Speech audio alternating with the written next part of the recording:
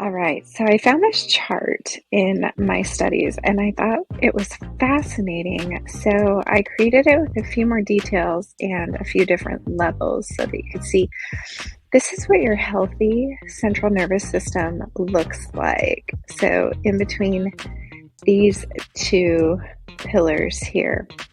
And these are the waves of happenings, emotions, or energy that are affecting your central nervous system. You'll have lows, you'll have some higher highs come in, and mostly you can just regulate those with your day-to-day happenings. And sometimes you may feel a little bit more depressed than other days, and sometimes you may feel a little bit more elevated. But for the most part, these lines here, your coping skills, your coping mechanisms, are what keep you in that safe window. Then we have a nervous system that is triggered or out of alignment for some reason. Something either internally or externally came into our window and either elevated us, pushed us into fight or flight and it triggered into anxiety. And this right here is where you would go to your tool belt and pull out whatever coping mechanisms that you know how to use or skills, and you would bring yourself back into the window. So this is fight or flight, which is going to trigger you into that anxiety.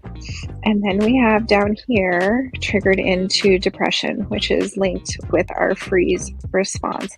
Of course, healthy nervous systems do get triggered, and it's to be expected that you have responses.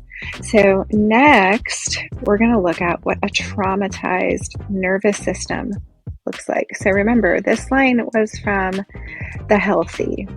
So right here we have our healthy coping mechanisms. When you've had a traumatized nervous system, meaning it's overactive, this window shortens right here.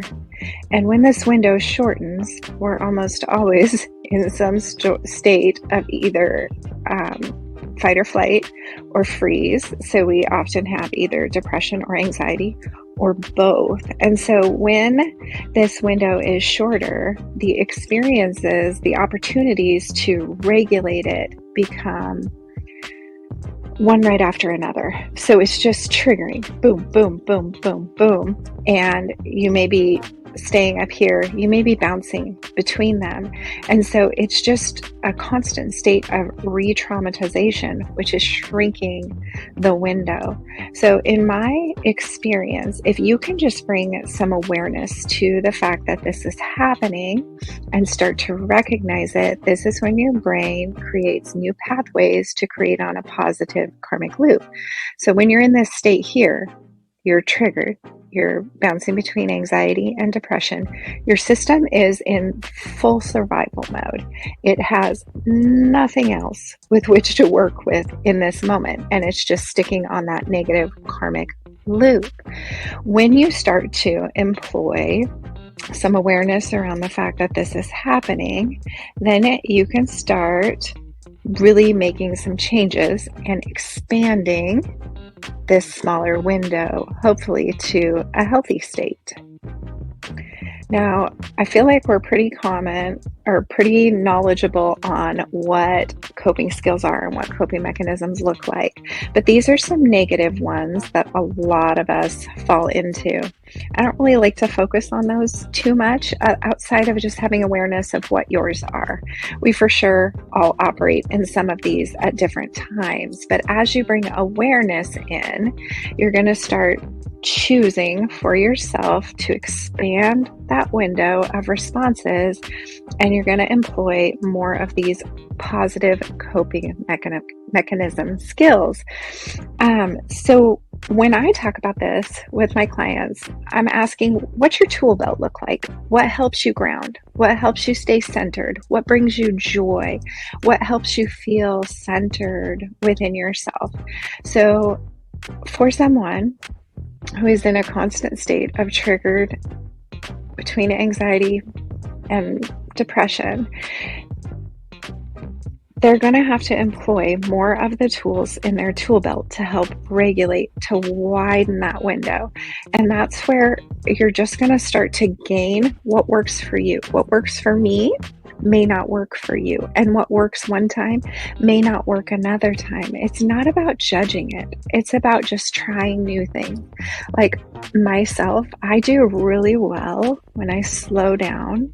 I cook myself a meal, I spend some time alone, I take a walk. If I can get myself to chill out for a little bit, maybe even read a book.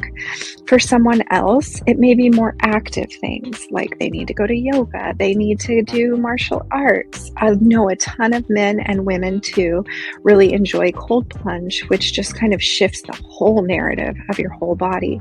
I obviously use a ton of energy work in this, and I actually have kids who struggle with anxiety and depression.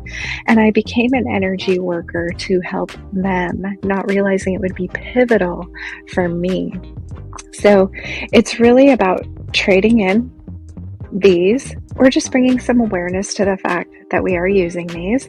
I, for one, have some of these that I am working through right now, and I'm trying to increase my tool belt on the positive coping skills side and just bringing awareness to that so that in every moment when I'm shifted out of alignment that I can widen that window so that the moments become less and less in between and I can ride those waves a little more gently with myself. Having a lot of compassion right now is a really big thing for me, with the hopes of really all of us coming back to a more constant ability to flow with these ups and downs that come into our life, whether they're imagined or whether they're just an outside weird trigger that gets us because of something in our history.